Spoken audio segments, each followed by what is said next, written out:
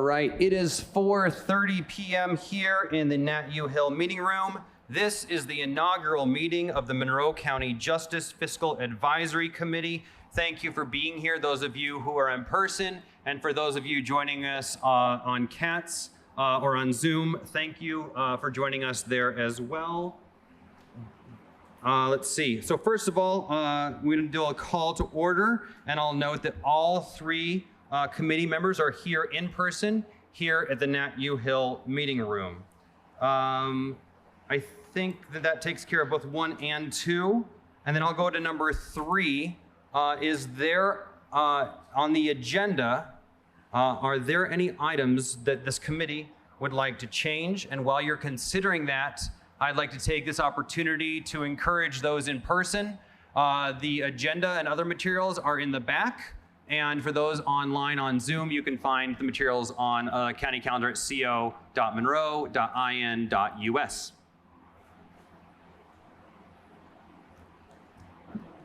No corrections. All right. Do I have a motion for the agenda? So moved. Is there a second? Second.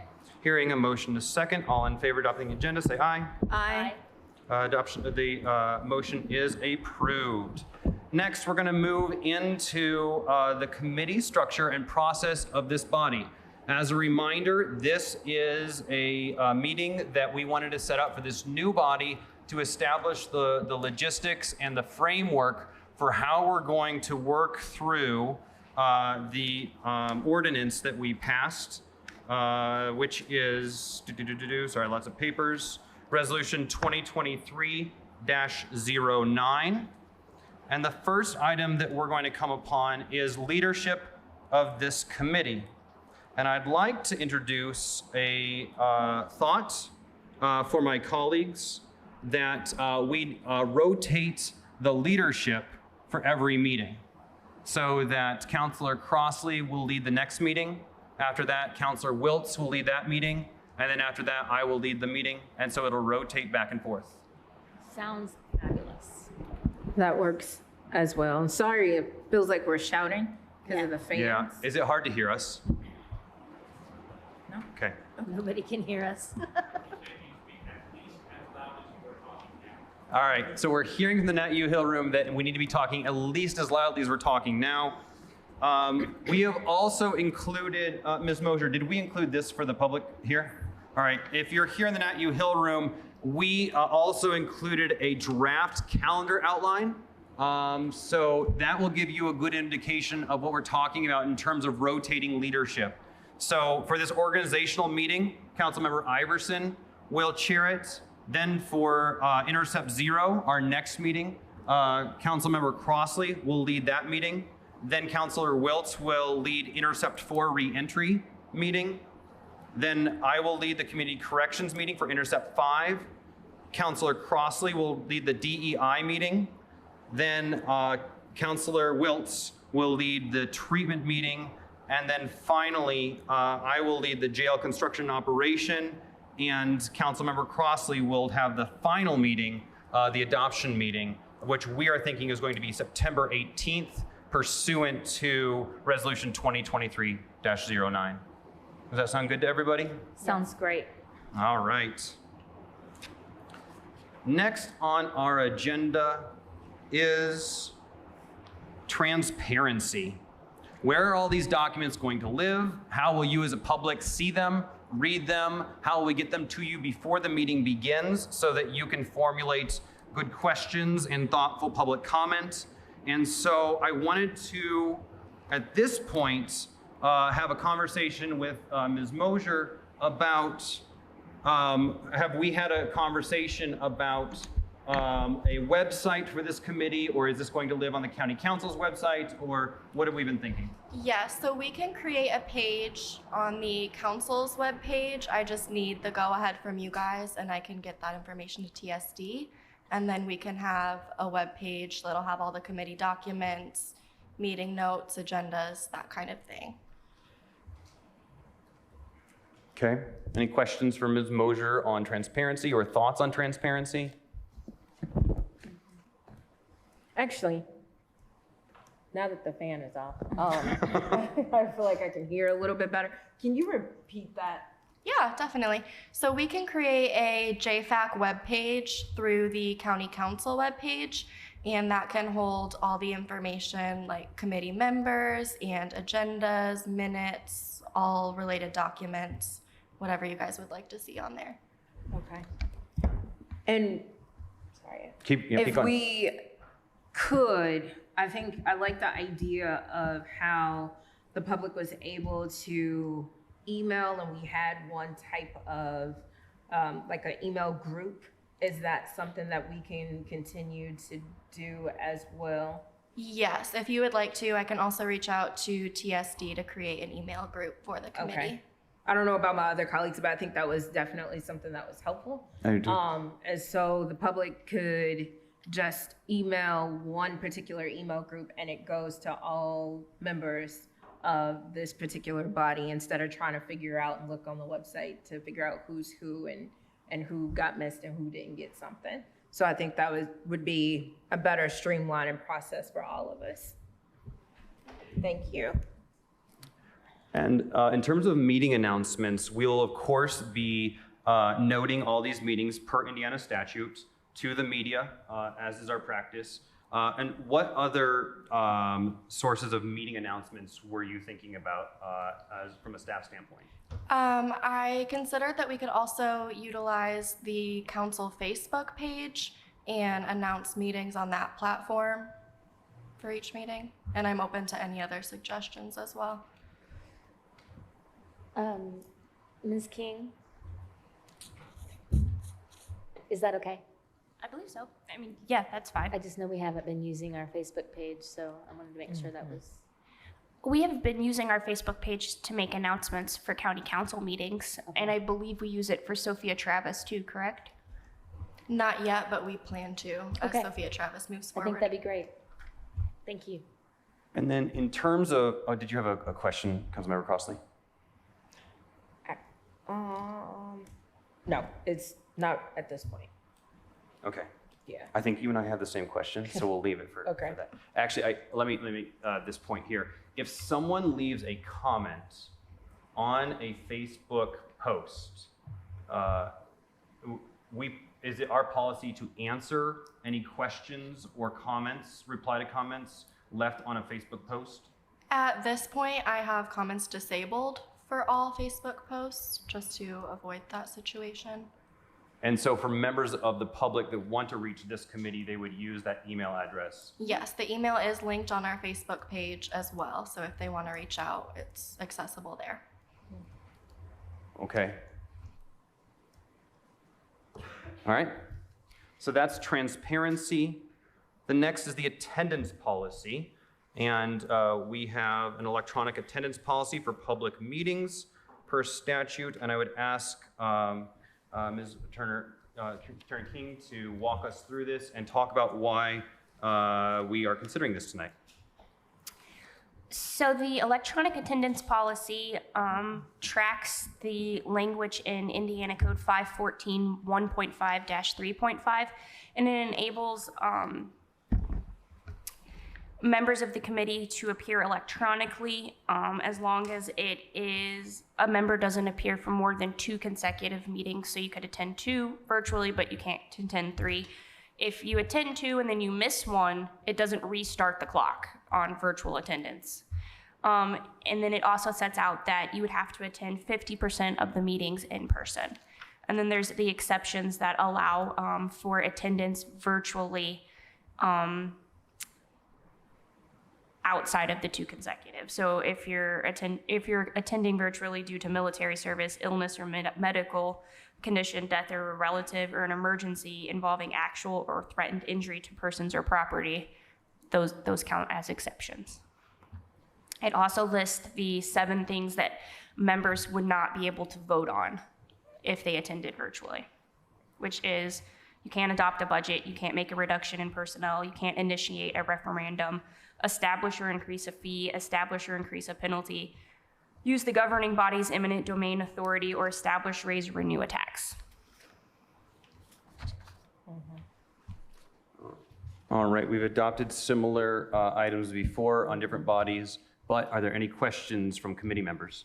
Is there any difference between this and what we have for all the other bodies? Is the standard electronic attendance policy that all of our boards and commissions who have adopted electronic attendance policy uses. Great, thank you. I move that we adopt this resolution. Second. There's been a motion and a second. All in favor of adopting the electronic attendance policy for public meetings, say aye. Aye. Opposed? The ayes have it unanimously. All right, now let's go to ex officio membership and the public. In one of the conversations as we were crafting resolution 2023-09, which you should all have a copy of in the back, we were talking about how we really wanted to have a community-wide focus, that as we're discussing these fiscal matters, we don't want to be making these in a silo. We don't want to be sitting in a vacuum and thinking just the three of us. And so we wanted to make sure that we were working with our ex officio members. Excellent, thank you.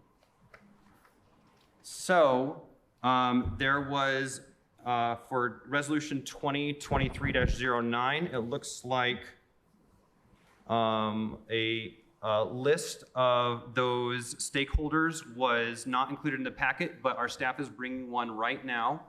And so let me read those out loud. And that way we'll give our staff time to make those copies and bring them in.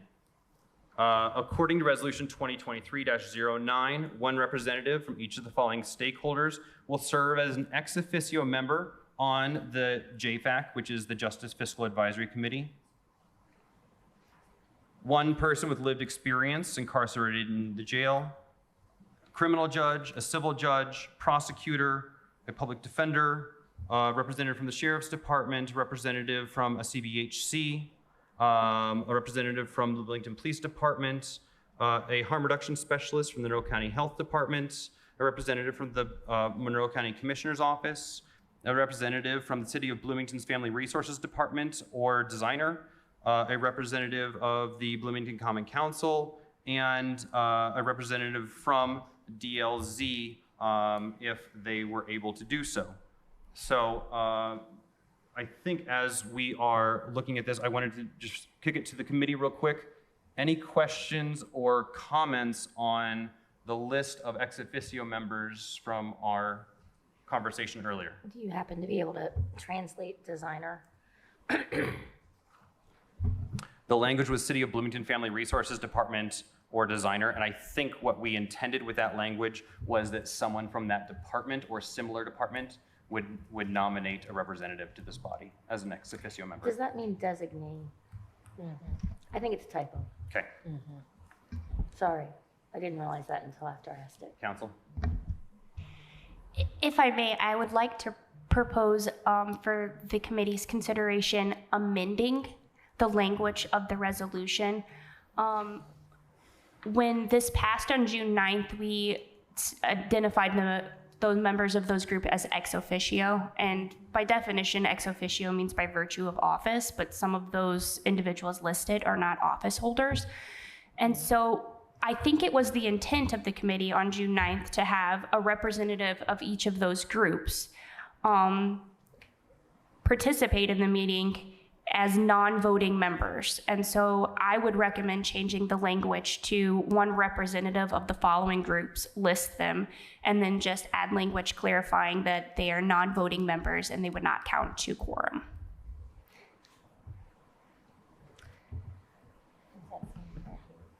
Yeah, questions, comments? Ms. Turner King, you mean May 9th? I'm sorry, what was the question? Did you mean May 9th? You said June 9th. I did mean. Okay. Yeah. I We figured. did. Good catch. It's been a long day.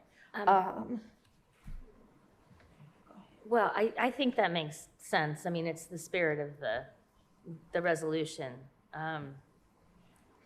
Just I don't know, I can't remember, a month ago. What happened a month There's been a ago? lot that has happened in a month. But the intent was not to, the effect is to not have others voting. The intent, though, was not to prevent people from voting on important things, but to enable us to hold meetings with a quorum, should people decide not to come. So it really was about making this committee more efficient and able to get its work done. And I'm certainly hoping that the people or officers or representatives on that list take that invitation to heart and come prepared to participate to the fullest. Because I do want it to be very clear that it's not meant to diminish their voices in any way. I agree. That is certainly the spirit in which I remember that conversation as well. Yes, Councilmember Crossley. My question to this is, a person with lived experience, I'm trying to refresh my brain and was trying to do homework over the past couple of days. How are we determining who that particular person is? I think there were discussions that were had about, who do we pick? Does it all, like, which group do we go to? I've had community conversations with lots of people, and I know that, people are very much interested as well, but how do we go about picking that particular, or selecting that particular person to be a part of the committee? My thoughts on this, if you don't mind, it was that we could have one person representing those with lived experiences come at every meeting, but we don't need to limit it to one person in the audience or on Zoom. So we could have, it doesn't necessarily need to be that same person every single week. That way we get a representative of voices from individuals that do have lived experiences, because what we know is that people who have spent time inside the Monroe County Jail are not a monolith. We know that we want to be collecting different opinions. The devil, however, is in the details. How do we do that? So aside from a game of musical chairs, Yes. maybe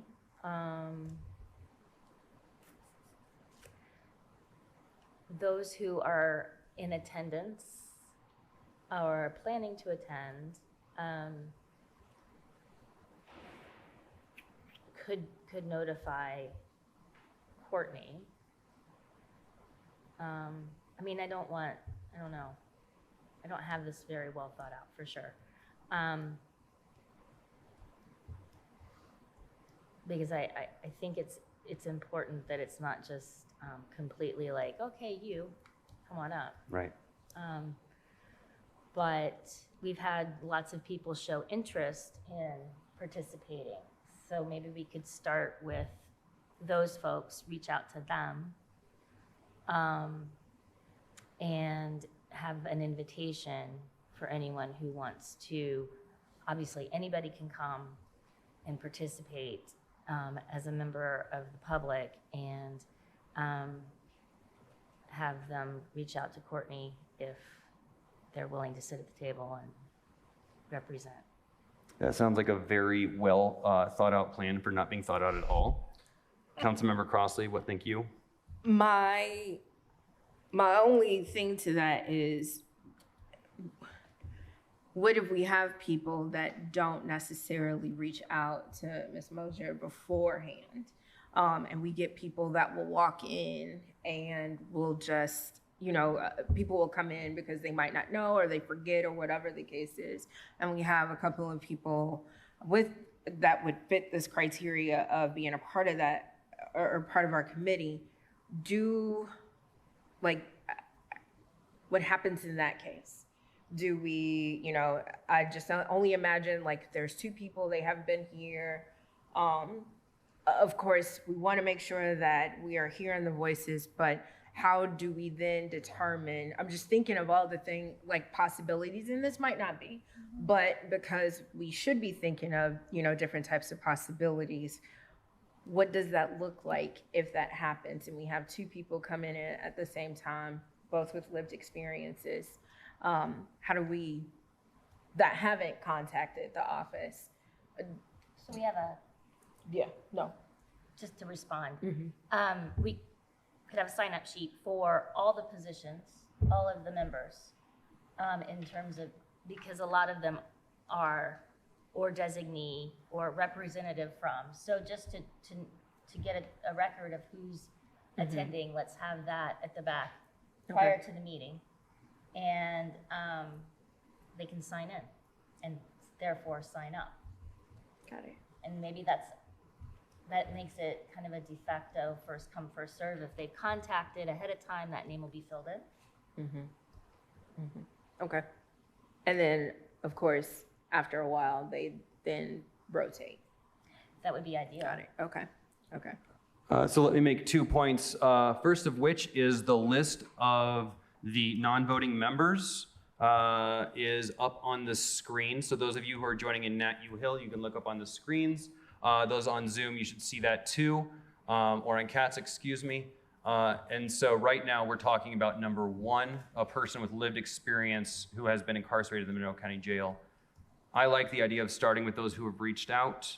And I also want to make the point to the public that we are not trying to reinvent the wheel. So if you have ideas of individuals or methods by which we can ensure that we're hearing from people with lived experience, that's why we have public comment. That's why we have a public email. Let us know. We are not scared of public comment.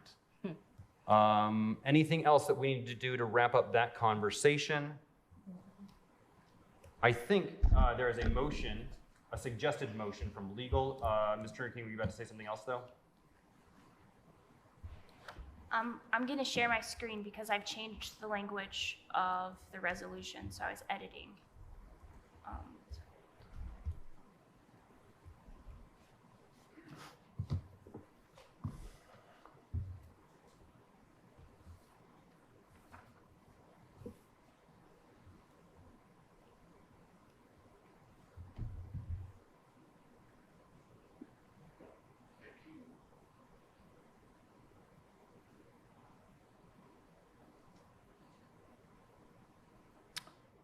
While she's doing that, as a visual, you see a lot of empty chairs here. Our idea was that the non-voting members would sit at this table with us around a circular table. So we will not always be sitting up in front of a big circle by ourselves.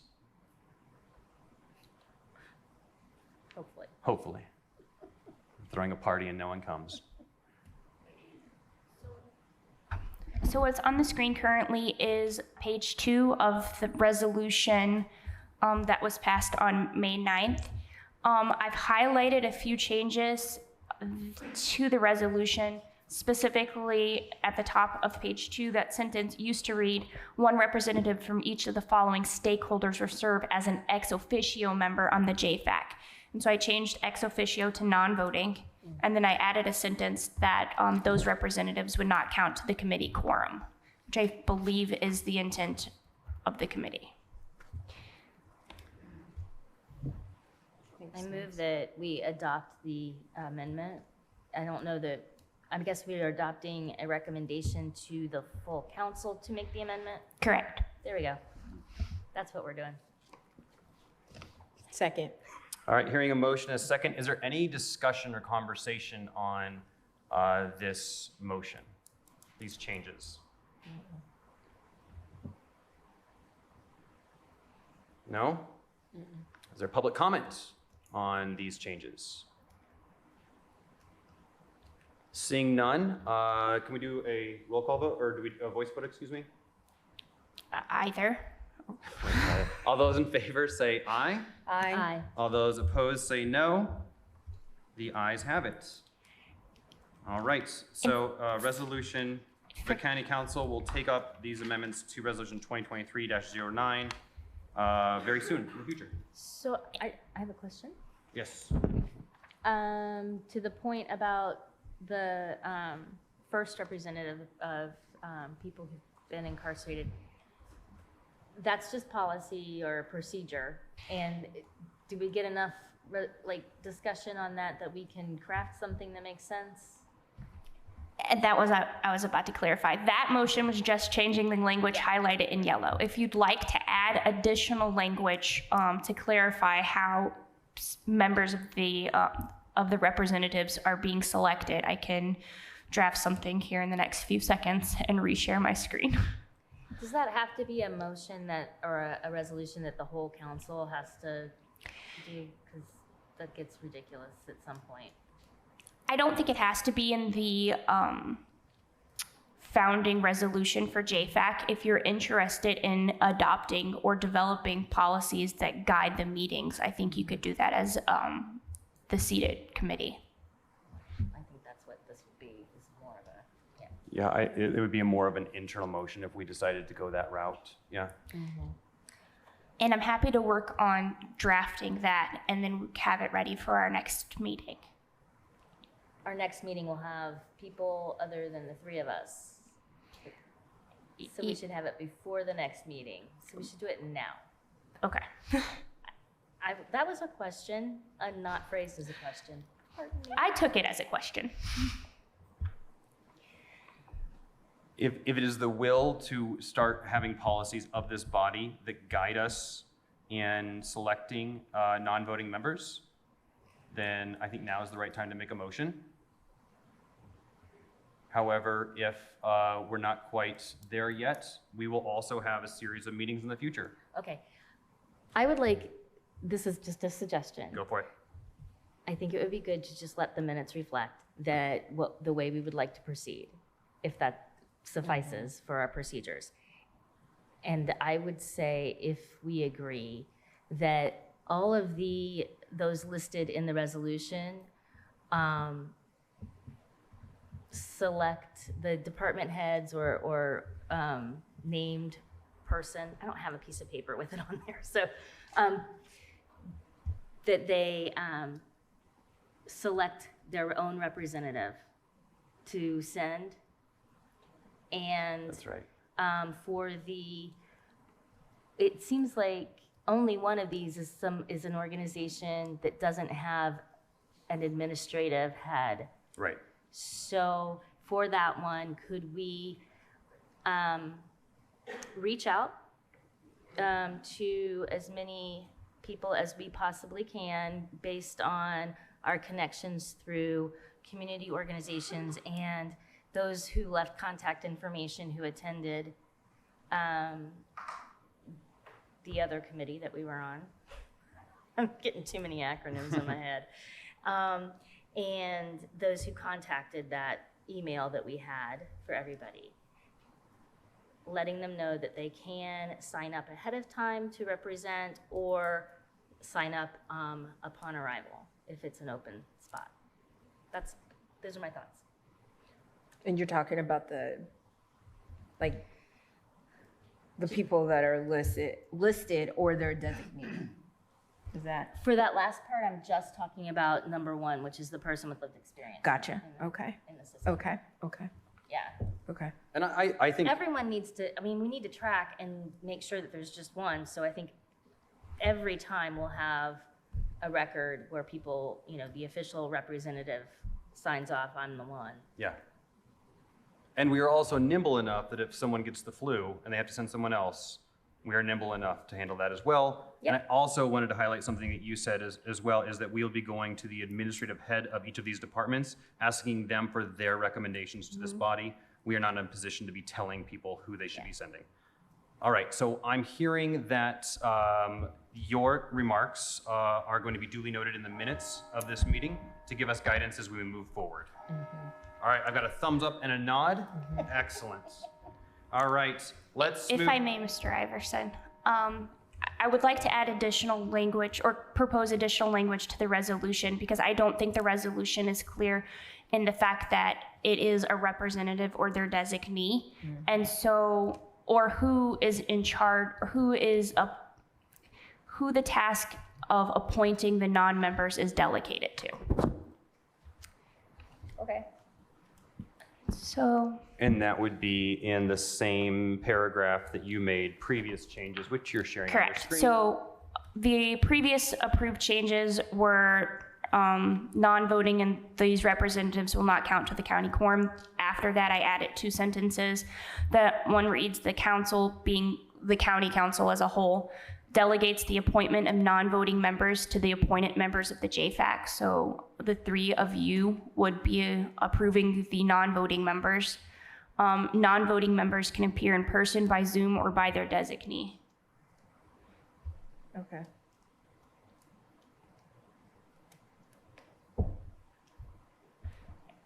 And I'm happy to edit those 2 sentences on the fly if the committee members have suggestions. Semantics, I think. And there's a verb or a helping verb missing. I think that's fine. Yeah, they can appear in person, by Zoom. I think it's almost a separate point that they can send a designee or proxy to any meeting. And I don't know if proxy is the right word.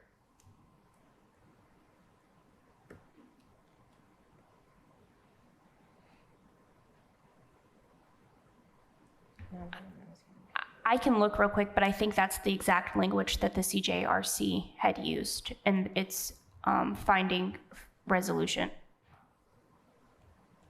At the beginning of that last sentence that you added, I think we need a helping verb. The council will delegate. Am I reading that? Helping. It's a It's a helping verb. it's a helping verb. I've never heard that. Seriously. All right. I will entertain a motion on this matter. Did I not move that? I don't think you have. Okay, I move that we approve recommending this language change as appears on the screen to the full council. Second. Hearing a motion and a second, are there any other comments or questions, discussion on this item? Is there any public comment on Zoom or otherwise? Seeing none, all those in favor say aye. Aye. All those no, the ayes have it unanimously. All right. Before we move on from item number D1 on our agenda, or 4D1, excuse me, is there any other conversation about non-voting members and their attendance? All right, seeing none, let's talk about agenda requests. Who gets to make an agenda request?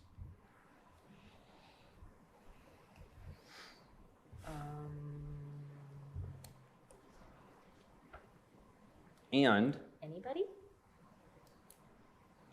mhm. Anybody on the committee? And who is the gatekeeper for agenda requests that are non-germane? So Peter Iverson. I reject that. Or would it be the person that is chairing that particular meeting? I feel like that probably is better so that all of us have a rotation of some sort. But I do think in terms of agenda request that we obviously have to keep structure because again, we are the financial body and we are focusing primarily on the fiscal decisions related to this. So we know our lane and we know which role that we have to stay in. However, I think we should also be a little bit more fluid in a way that allows some type of flexibility for an agenda request. And if there is something that, somebody is asking to be requested, it should definitely be done at a reasonable time. But if there is some sort of urgency that needs to be added, I do think that we should be flexible enough to allow that and just maybe have a certain time frame or limit on that. I think that is what will, without going back into the defunct committee from before, moving forward, I think that is what will help this particular committee and the role that we play. All right. I think that sounds good. And then also, in order for an agenda to be noticed, there is a deadline. What is the deadline by which this agenda needs to be noted? The Friday before? The Wednesday before? Unlike notices for meetings, agendas do not have to be published within 48 hours. We have historically provided it in that time frame, but technically you could put up an agenda right before the meeting. Okay. All right. Good to know. All right. So we also need to keep that in mind that changes to the agenda last minute, like you were suggesting, Councilmember Crossley, would probably be at the pleasure of the chair of that meeting. Okay. All right. Any other comments or questions about that? In that case, let's move on to a bit of calendaring. This is section number 5 on our agenda. And there are 2 calendars that we have. What did I miss? Oh, staff, excuse me. I'm terribly sorry.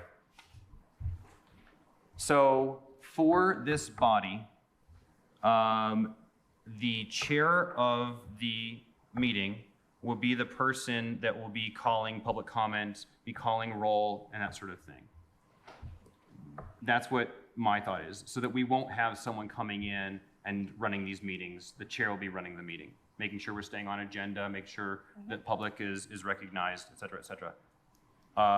Ms. Mosier, who is walking around the back there, is going to be the staff that's responsible for the back-end office work, making sure that the minutes are taken and posted on the JFAC website, making sure the agendas are posted on the JFAC website, and replying to queries or such matters via email.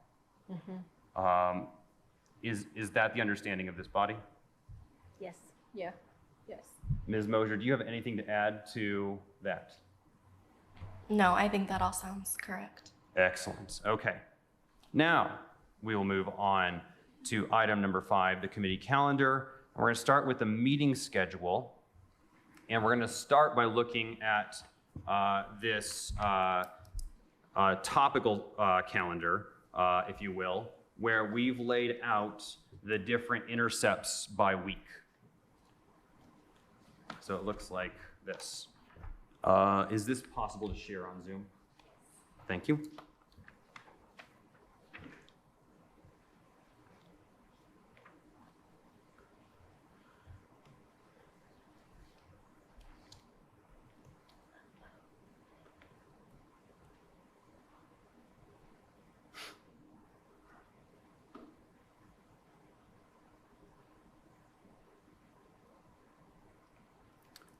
All right.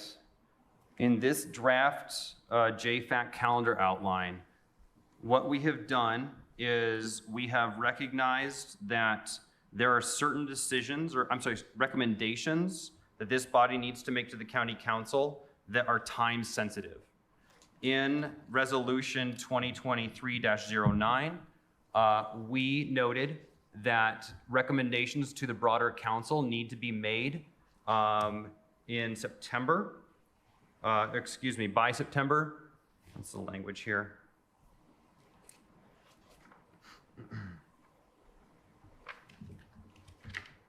September-ish. September-ish. Because of budget. And so the point is that what we did was we worked backwards from a calendar to make sure that we were addressing all of the intercepts from a fiscal standpoint that we could.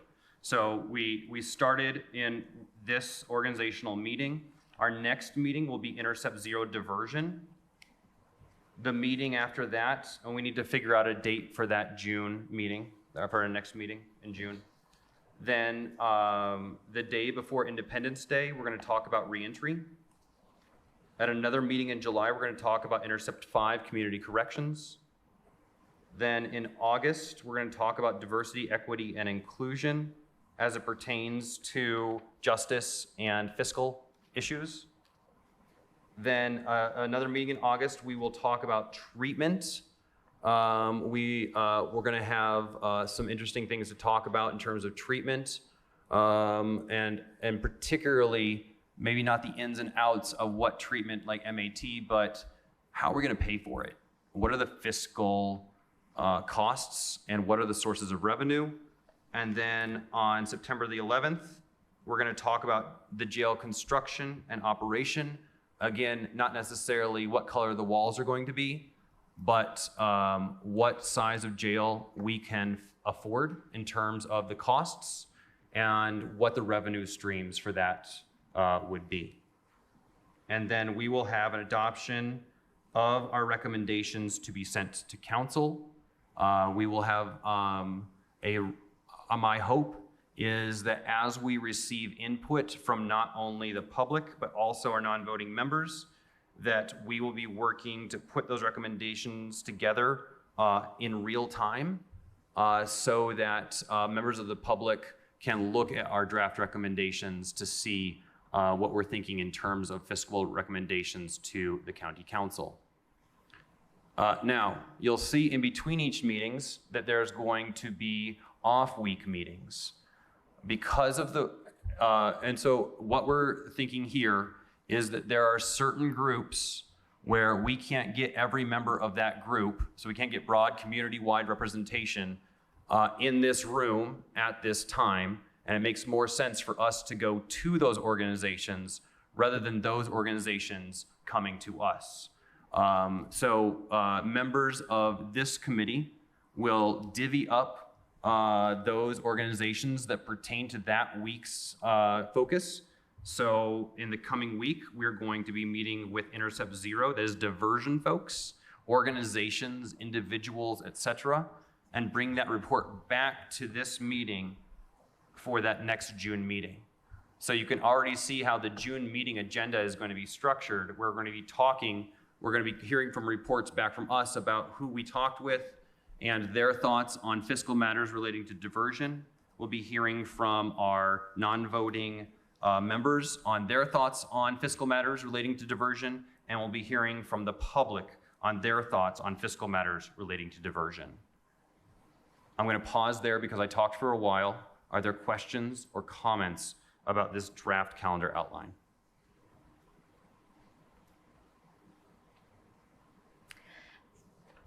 I have a question. In some of these off weeks, it's actually multiple meetings in multiple weeks. Am I interpreting that possibility correctly? I think so. So as we prepare for Intercept Zero diversion, we would perhaps be announcing Peter going to an organization to talk about this and Jen going to another place to do this. And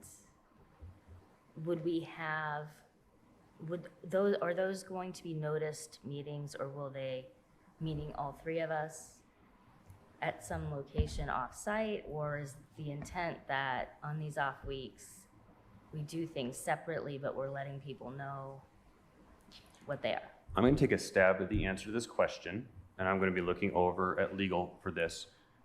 Because of Indiana open door law, the three of us can't attend a meeting together unless it's noticed. My intention was that there are a number of these meetings that we can't have, it may not make sense for all three of us to be there. It might make sense for just a representative to go, right? So if you're meeting with a department head, it may not make sense for it to be noticed that we're all going to go talk to, I don't know, the prosecutor about diversion, right? So, but there are instances where maybe all three of us do need to go, where all three of us need to be present for that. But then we need to talk about not only ensuring that meeting is noticed to adhere to statute, but also how do we make sure that it is transparent in terms of, do we have, what level of transparency are we going to have? I'm going to look over at legal and ask, how did I do? Good.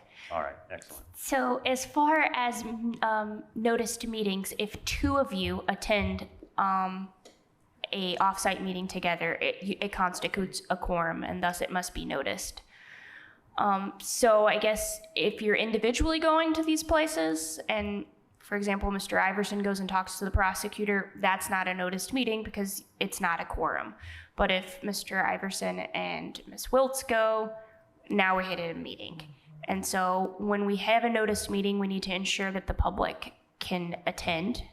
And so that might affect when, where, the logistics of the meeting. And you have to also consider if, for example, you were invited to attend a meeting of like the Board of Judges and the three of you go, you have now turned that Board of Judges meeting into a public meeting. And how quickly do these meetings need to be noticed? 48 hours.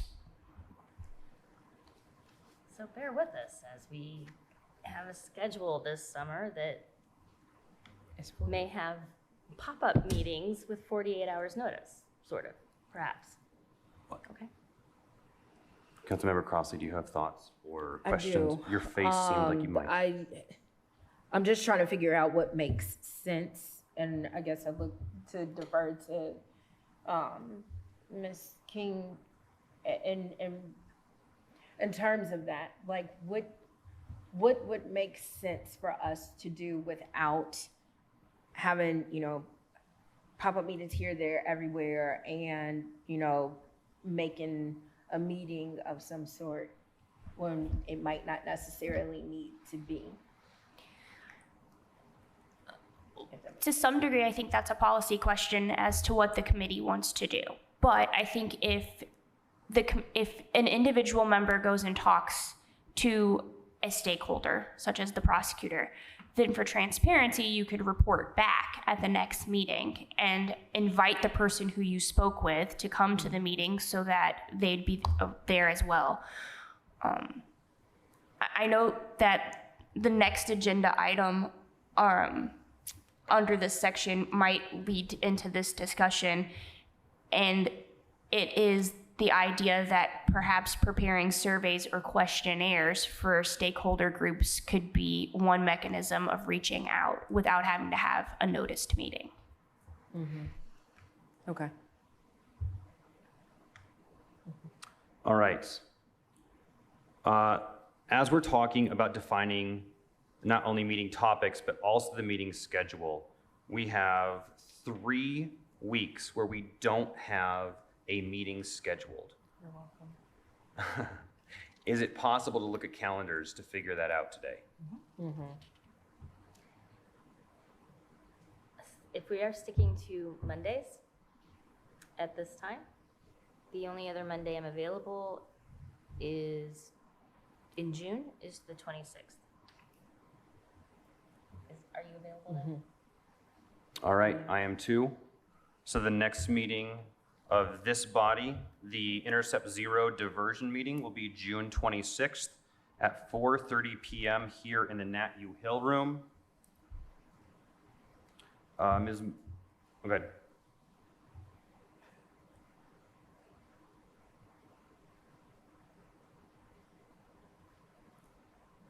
All right, let's look at July.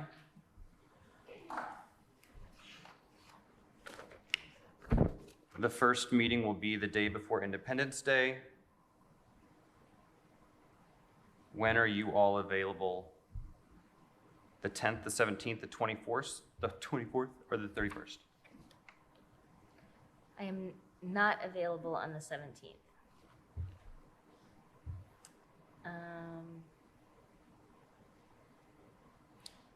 Which we also, Therefore, Councilmember Crossley and I are not available on the 24th. yeah, because that's Sophia Travis. So the 10th? although to maybe provide extra time to prepare in between, do we want to have 2 in a row? Like, because we have the 3rd and the 10th would be the next week. I think that's fine. It's either that or the 31st. In which case we would have the next 2 back to back. So the question is, do we have? Oh, yeah. So the 3rd and the 10th probably are the better ones. Yeah. Okay. All right, so the July meeting will be the 3rd and July 10th, both at 4:30 p.m. here in the Nat U. Hill meeting room. And then in August,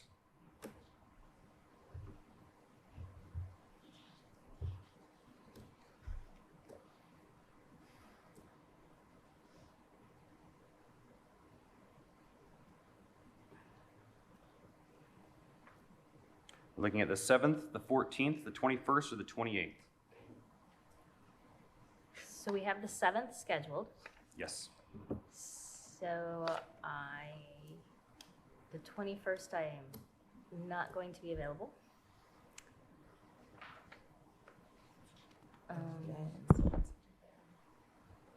You could do the 28th or the 14th. Councilmember Crossley, can you? Is it better to just go ahead and just schedule them? I'm fine with it back to back, but I just wonder if that's just my particular schedule. But I'm also open as well. So does it make sense to have it back to back in August, or since we already have August 7th, instead of having it on the 14th, to move it to the 28th? And our meeting after that is 2 weeks after that. Correct. So which is that why makes I'm sense to have it saying- on the 28th. 28th. Okay, so we will meet, in August, we'll meet on the 7th and the 28th at 4:30 p.m. here in the Nat U Hill meeting room. So our calendar is complete. I'm looking over at Ms. Mosier. Does that all sound good to you? Yes, it does. I will have to make sure TSD is available for those meetings. And the but room is available? yes. Excellent. All right, great. All right, let's move on to 5B, committee work during off weeks. We discussed some of this already. We discussed on which stakeholders to consult and then preparing questions or a survey, so we don't have to go in person. Is there further discussion on this agenda item?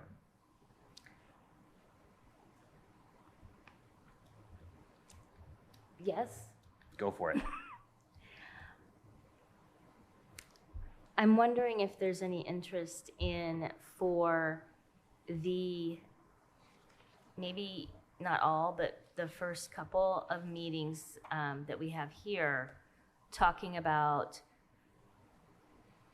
who the most relevant stakeholders are for preparing for those meetings, so that we start that list and we could get input from those who are here as well. That makes sense. Councilmember Crossley, do you have additional thoughts on on which stakeholders to consult? No, I think that's fine.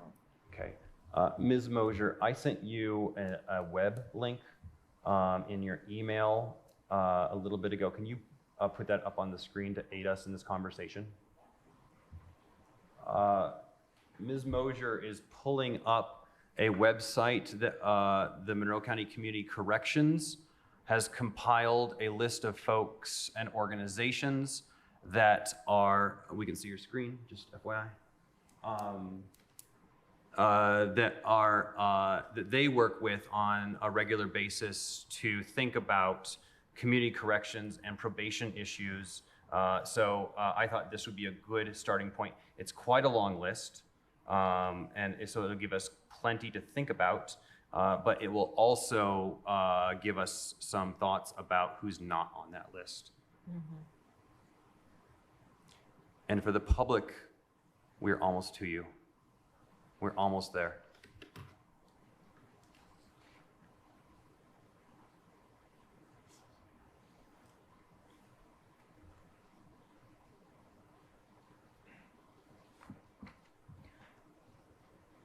While we're waiting, I just want to go back to like the timing of the meetings. Again, before, I know it was like a set time that things needed to make sure that they ended. But I do know, I think we are needing to be, we don't have a set time for ending. However, we do need to be out of the building Yeah. at 7. Yes. Okay. Just out of respect for staff who are here at the end of their day. We've agreed to wrap up by 7, if at all possible, because we have folks who have to stay and clean up and lock up behind us. And again, while we're waiting, it could very well be the case that there is not a lot, that there's more conversation that needs to happen on Intercept 0 as it pertains to fiscal matters. And so in resolution 2023-09, we left it up to the broader council to determine whether or not this body should exist into the next year. So every single year, the county council will vote to say, you know, this committee still has work to do. We want them to move forward. So if there are items here where we need to be making additional recommendations to council, that could be the case. Can't find the email? Well, it's not that we can't find it. Sometimes this computer has difficulty allowing the user to get to their emails. So if you could send me the link, I could easily display it. Mm-hmm.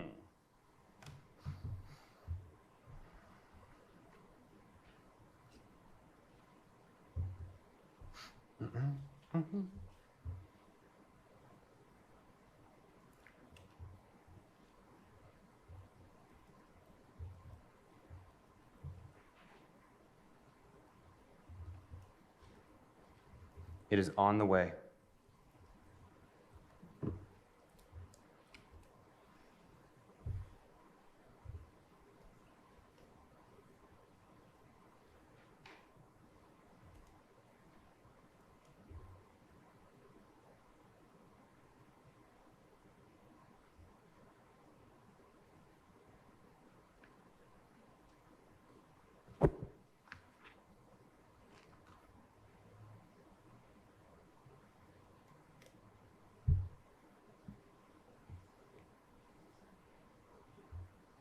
It is warm in here without that fan going.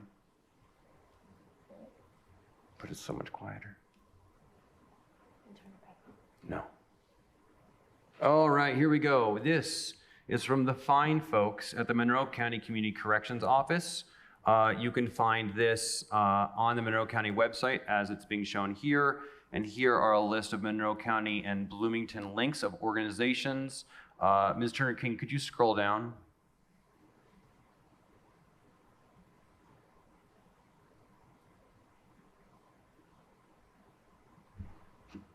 Baby. You're doing a good job right now. So here you see all sorts of different organizations, both community organizations and municipal organizations. Can you keep scrolling down a little bit longer? Further, please. And keep going, keep going. Keep going. Here are useful Indiana links. And then here are specific links to probation and community corrections, alcohol and drug information, and then different services, as well as victim information. There's a lot here.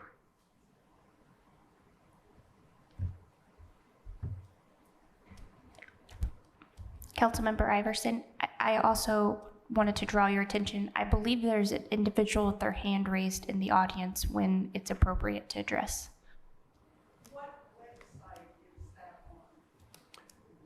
This is on the so the question from the audience was, what website is this on? This is on the Monroe County's website, so co.monroe.in.us. And if you, I believe in the search bar in the top right-hand corner, if you search for community resources and community corrections, it'll come up. But we will make sure to put a link to this page on the Facebook as well as on the website here. So we'll get it out to you, and I can also email it to you if you'd like. Okay. Yeah, it's definitely hard to read on that.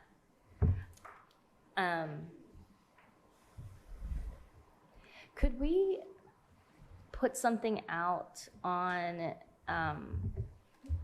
our website and on Facebook with lists of who we were, or maybe just a question about who should we be talking to for this month's meeting?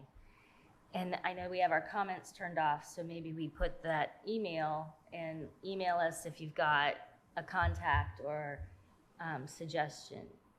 Would that be something that we could maybe do to make sure we're casting the net wide enough? I think so too. I agree. And I think in the interest of doing right by the public. I think sitting here and going through this list would be a very onerous task. So I do like the idea of spreading that net wide, but I wanted to make sure this resource was seen. One of the benefits to living in a place like Monroe County is that we have a lot of people who care. There are a lot of people doing a lot of really great work in this justice space. And so our task before us is quite substantial to make sure that we're talking with folks about how fiscal policy can be made here. Councilmember Crossley, did you have anything to add at this point? No. All right. So I'm looking over at staff. Councilmember Wiltz, I think, had a reasonable suggestion that we put out a plea for information, request for information, excuse me, for community groups and organizations. Is there any comment from staff on this?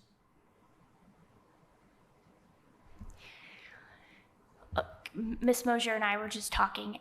What if, as an alternative, there was a Sign Up Genius page so that if the stakeholder felt they had something to add to the conversation, they could sign up rather than taking recommendations on who would come? Oh, that's cool. Yeah. Google Forms, sign up, whatever. Sign up genius. Yeah. Oh, what if we each took like a block of time? Oh, like I mean, is that kind of how you're thinking? Or am I thinking too narrowly about like how the way Sign Up that Genius the works? county commissioners have set up their like public hearing sessions, where we make ourselves available during block of time. The way I'm thinking about this is that I think we should do all of the above, I like that. because we have, we're public servants and we're here to serve the public, so we should make ourselves available in as many ways possible. It's almost like office hours. Like office hours. Got it. Yeah. But we can't have them Uh-oh. together. We No, have to have them separately. they would be We separate. know that. No, I got that it was separately. I guess in my head I was confusing. I confused myself, which happens often. Are stakeholders signing up to provide something at the meetings, or are you talking about like an administrative hour in essence? The latter. Okay. Well, it could be both. Originally, I was just trying to get names and contact information for individuals and organizations that we needed to talk to before the next meeting in order to prepare and possibly invite to our next meeting. Right, so it's not an invitation to come to the meeting, although everyone is welcome at these meetings. But it was, yeah, what Councilor Wiltz was indicating.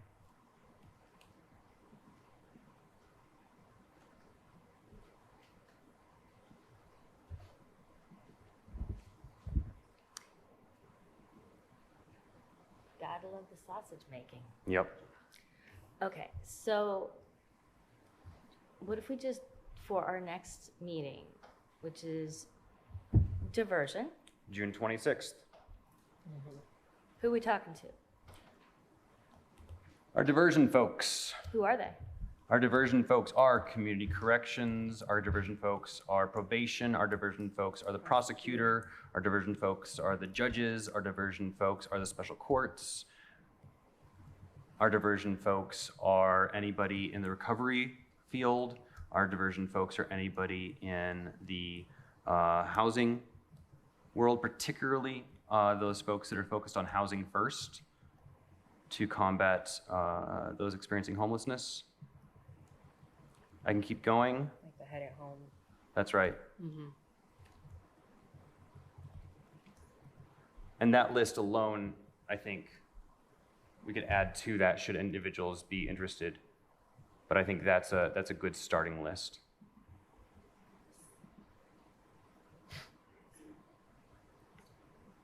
Thoughts? Disagreements? Can you tell the public what you're doing on your screen? Making a list? Checking it twice? Yeah. No, I'm just writing down what you're saying so that we've got a list.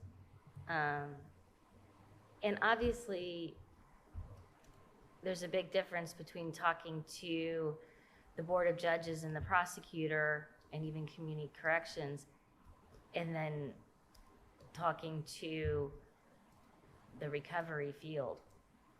So I think that's where I would want input. That's right. Well, and also keep in mind that some of those groups are going to be around this table starting at our next meeting. Correct. So I think we shouldn't get too dragged down into the details of who's going where and when and why. The purpose of this is that we're hearing from a broad swath of our community, and whether it's people who are sitting around this table, or it's through public comment, or it's someone reaching out and saying, hey, I want to talk with you one-on-one, it makes more sense for you to come to me. I think that seems to me the intent of this body. Correct. Looks like we're going to talk to a lot of the same people each time we do it this That way. is also a good point, that the individuals working on diversion are also working on intercept, 5. They're also working on issues of diversity, equity, inclusion. They're also interested in treatment. They're also interested in what the new jail is going to look like, or how it's going to be funded, excuse me. Okay. I think we're at a good place with this list here. I think It's a we are. good starting point. I'd like to ask our lovely staff person, Ms. Mosher, to take these topics, these and this list, and put together obviously you have some work to do. I was gonna say wave it. You have some work to do with reaching out to the members of the committee, the non-voting members that we'd like to attend. And in doing that, I think we could combine a question or two about also who should we talk about for these for these upcoming topics. In that way, we kind of do a little bit of a 2-for-1 information grab. Because we know we'll be talking to a lot, and I think you make a good point. A lot of these folks will be at the table in the form of one person, but we want to make sure that prior to that topic or meeting, we've included who they represent. So as we're setting this up, I think maybe putting that question out would be one way to kind of build that list. And really, I'm just thinking in the next few weeks, we've got plenty of time to get our August one together, but, That's right. Ms. Mosher, does this sound like a workable plan to you? Yes, I can do that. yeah, we can chat. That'd be good. All right. Any further discussion on item 5B on the agenda, which is the committee work during off weeks? Sounds like a lot. All right. Hearing none, now we'll move to public comment. So for those in the Nat U Hill room, there's a sign-in sheet right here. Please sign in. For those on Zoom, I'm not logged in, so can you help me see who's raising their hand? And then TSD, could we put a timer on the screen? Can you stop sharing your screen? Thank you. A 3-minute timer, please. I'm sorry, I may have an issue with that from my laptop. I haven't done that on this. Oh, Okay. that's all right. We can roll. My apologies, I was not prepared, sir. No worries. That's all right. That's all right. I was going to say, if it's helpful, I can time this with Would you? myself. Thank you. All right. Is there any public comment Nobody has any comments. on anything that we discussed today, on the direction we're heading, on anything? Suggestions? Nobody Don't all has speak at any once. comment. Come on, man. Yes. Could you come to the microphone? We want to make sure that your thanks are heard by everyone. Hold on. Can you turn the microphone on, please? Make it green. Just push a button until something turns green. There you go. Oh, okay. I just wanted to say thank you for getting the ball rolling. Councilmember Wilkes, your mic, It's not as good as the others. yeah. It's because Yeah. I'm not as good at using We it. had a lot of difficulty hearing you, not Peter and not Jennifer, but anyway. Thank you for the feedback. Said thank you for the feedback. Okay. But no, this has been kicked down the road really, really a long time. I may not always agree with what you come up with, but at least you're doing something. So I'm really, really grateful for that. That's all, Well, thank you. okay? Thank you. Is there any public comment online? I don't see it. No? No, there's not. All right. Welcome. There, just for We just have to update, there is one Zoom member who just raised their hand. Yeah, well, go ahead and have a seat, sign in if you will. She did. We'll sign in for her. I don't like to speak publicly, but I have some questions about just what you've said so far. First of all, will this meeting be co-occurring with whatever things are going on with the CJRC, which like the court processing and the treatment group that were supposed to be on calendar? Oh, sorry, thank you. So what is the, will this be a competing meeting? Will things be done separately? Will Mondays, how is that gonna work? So with the CJRC that, even though it was suspended, there were supposed to be meetings occurring. So that's question number one. And then question number two is about your ideal about diversion, So you have people who don't get charges or offenses, who that's a form of diversion of, before charges. And then you have pre-trial, not before they've pled guilty, and you have that. And that seems to be a good marker, maybe, instead of like bringing the whole court system where after you've pled guilty and after you've are in one of those court programs. So that seems like you could focus on the pre-charges or the pre-trial and then use that. I'll write my name down here. So, do you want to answer the first question? Go for it. But do speak loudly. I will try to speak loudly and into the microphone. To answer your question about whether our meeting is competing with CJRC or taking place at the same time, though the CJRC meetings were suspended, of course, if they are reinstated, then we'll have some scheduling to work through. But as for right now, they are not scheduled, as far as I know, in any formal manner, in any public manner. It was suggested that the Board of Judges work on some things, I believe, and it was suggested that the council, be prepared to understand the financial implications. So that's what we're doing.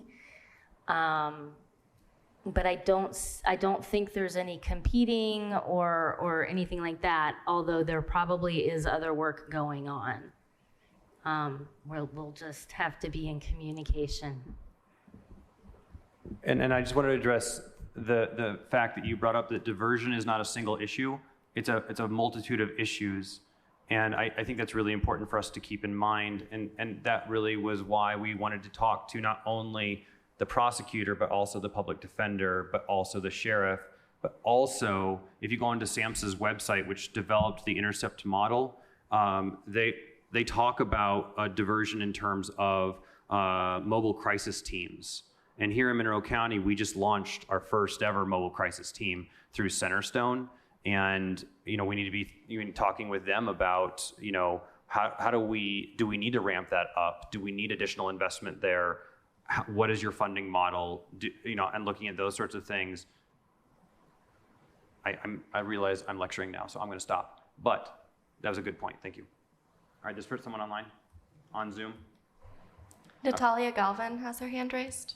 All right, Ms. Galvin, the floor is yours. Yep. My name is Natalia Galvin. I'm a Monroe County resident. And I just wanted to echo the comments of Ms. Wilson that I just appreciate the County Council really tackling this issue, this very important issue that we're dealing with in our community, and just continuing the conversation, being very inclusive, making a lot of space for voices that we haven't heard. And I really feel like you're being the model, that I hope that, continues with all the different branches of government. But we can only, change ourselves. So I am grateful and thankful that you're, making the time and considerable effort to keep this conversation going. So thank you very much.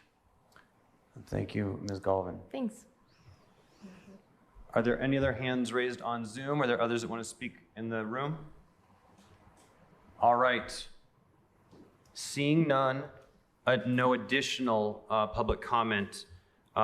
Before we adjourn, I do want to note that keep your eyes on the Monroe County Council's Facebook page. Keep your eyes on the county website. We will be deploying a brand new JFAC website soon. We'll be deploying a new email soon. So keep your eyes out for that. As always, if you need to reach out to any one of the three of us individually, you can find our emails and some of us our phone numbers at the Monroe County Council's website. We are your public servants, and we are here to serve you. So please reach out as you need. Member Crossley. I was going to say, I know, thank you. I just want to note for the public to thank you all for continuing to keep us accountable. I know that we say things that you might not necessarily agree with, but I think my whole idea since joining this committee and the previous committee beforehand is that listening to public comment, whether it's totally agreeable or some things that I might not necessarily agree with, it definitely has given me a lot of food for thought and a lot of perspective. And I appreciate the public's time, whether it's been via Zoom or via in person, or whether we get emails or whether we get stopped out on the street and doing whatever it is that we're doing. This is obviously a hot topic, but it is a much necessary topic because the work, as it's been noted, has to continue. It needs to continue. We have been pushing this down the road. We have been in a moment of imbalance, so you will, from April, but now that we are moving forward with this, again, with knowing our role and how to stay in that particular role, but also being fluid enough to know that just because this is a particular role, that we are trying to bring other people in the mix and in the fold as well. So I do appreciate the public for keeping us accountable, holding us accountable. And I'm looking forward to the discussions that are going to happen and the work that is going to come through, because it is much necessary, it is much needed. And through disagreements, even though, some people might not like them, but disagreements, you can find good, reasonable, healthy things to come from those, as long as we are doing those respectively as well. So I think I'm looking forward to moving forward, seeing all key players come to these meetings and continuing to do the much necessary and needed work for the citizens of Monroe County and Bloomington as well. Well said. Councilmember Wiltz, do you have final thoughts or comments? I've said enough. Thanks. All right. So our next meeting will be June the 26th. We'll be talking about fiscal policy related to diversion, and that meeting will be chaired by none other than Councilmember Jennifer Crossley. So please come to the Nat U Hill meeting at 4:30 p.m. Join on Zoom, and this meeting is adjourned. Thank you.